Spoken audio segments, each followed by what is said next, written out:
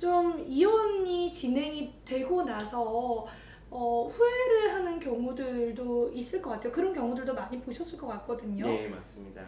그 이혼에서 가장 많은 후회라는 거는 감정적으로 결정했을 때 후회를 많이 합니다. 물론 그 순간적으로 굉장히 많이 화가 났을 수 있는데요.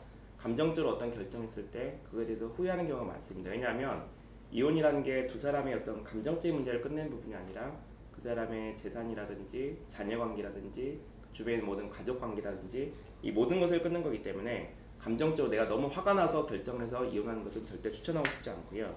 그다음에 두 번째로는 이제 준비를 안 하고 집을 갑자기 나가버린 경우도 있습니다. 집을 나가버리면 긴급한 상황이라면 나가는 게 오히려 맞을 수 있겠지만 그러지 않는 상황에서 무조건 집을 나가면 재판에서 불리하게 작용할 수도 있고요. 그 다음에 또 이후에 생활과 법적인 문제까지 고민했을 때는 집을 함부로 나가서는 안 된다 이렇게 생각하고요. 세 번째로 보는 거는 증거나 이런 관련 자료들을 충분히 준비하지 못하고 이제 소송에 들어갔을 경우입니다. 재판이란 거는 얼마나 화가 났는지, 얼마나 분노했는지 이걸 다루는 부분이 아니라 얼마나 증거를 가지고 그 증거에 따라서 대응을 할 수 있는지, 그리고 그 증거를 얼마나 법정에서 잘 현출시킬 수 있는지 이런 부분을 보는 겁니다. 따라서 이렇게 화가 났거나 그다음에 막 집을 갑자기 나가거나 또한 충분한 증거를 준비하지 않은 상태에서 이혼 소송을 하게 되면 여러 가지 후회가 되는 부분들이 많고요. 그래서 그 부분들은 이미 한번 결정이 되고 이제 이혼이 결정된 다음에 법원에다 신고를 하게 되면 구청에 신고를 하게 되면 이제 딱 모든 관계 정리가 되는 겁니다. 그래서 그런 후회를 하기보다도 여러 가지로 정말 회복 불가능한 상태인지 살펴보고 그래서 감정적인 부분이 아니라 사실관계를 정리하고 그 다음에 자녀가 있다면 자녀를 우선으로 한번 생각해서 결정해 주셔야 될 걸로 보여집니다. 네, 변호사님과 이야기를 네. 나누다 보니까 이제 정말 일관적인 말씀이 감정보다는 네. 이제 자기의 삶과 그리고 미래에 대해서 조금 더 냉철하게 감정을 빼고 생각하는 것이 참 유리하겠다. 피해자들 입장에서는 네, 그런 맞습니다. 생각이 드는 것 같습니다.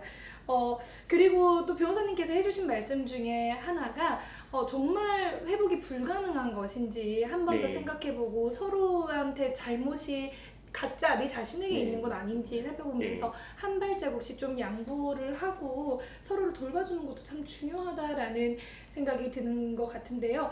그래도 참 떨쳐버릴 수 없는 게 오늘은 사실 부적절한 관계에 관련해서 네. 화가 났을 경우잖아요. 맞습니다. 분노가 표출이 되면 네. 정말 그 감정을 다스리는 게 정말 어려울 것 같다라는 네, 생각도 맞습니다. 드는 것 같습니다. 자, 마지막으로 오늘 좀 이혼을 고민을 하고 이 영상을 보는 시청자분들께 좀 하고 싶으신 말씀이 있으신가요? 예, 그 이혼이라는 거는 단순히 헤어지는 과정이라고 생각하지는 않습니다. 이거는 새로운 삶을 준비하는 과정이라고 보면 됩니다.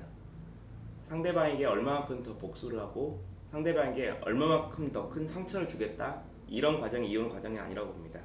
즉 상대방 삶을 파괴시키거나 상대방 삶을 복수하기보다 내 삶을 다시 새롭게 시작한다고 생각합니다.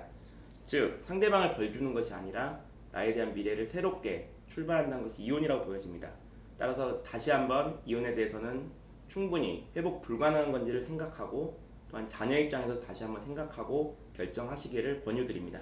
네, 변호사님께서 말씀해 주셨습니다. 우리 상대방을 벌주는 것이 아니라 나의 미래, 나의 인생을 지키는 일이 이혼이다라고 조금 더 새롭게 네, 이혼의 맞습니다. 의미에 대해서 좀 생각을 해주시면 좋을 것 같은데요.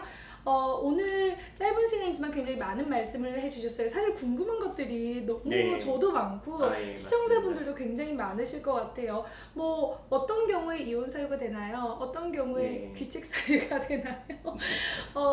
혹은 뭐 외도 증거는 조금 전에도 말씀해 주셨지만 어디까지 그래도 이제 사회적으로 우리가 뭐 공식적인 증거로는 채택이 되지 않지만 어디까지 그래도 좀 암묵적으로 인정이 되는지 네. 이런 것들이 좀 궁금하시다면 우리 영상 댓글을 통해서 좀 남겨주시면 좋을 것 같고요.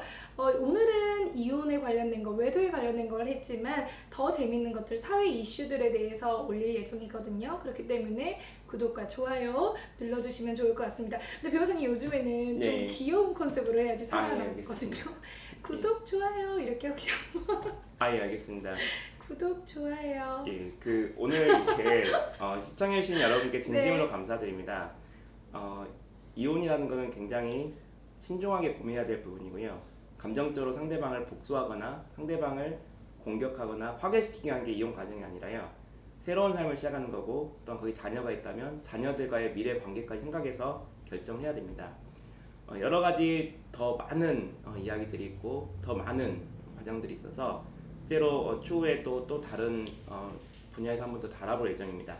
여러분 여러 가지로 고민되는 부분들 또한 여러 가지 마음에 담아두지 못했던 이야기들 다시 또 같이 나누겠습니다. 진심으로 고맙습니다. 고맙습니다. 예, 감사합니다. 감사합니다.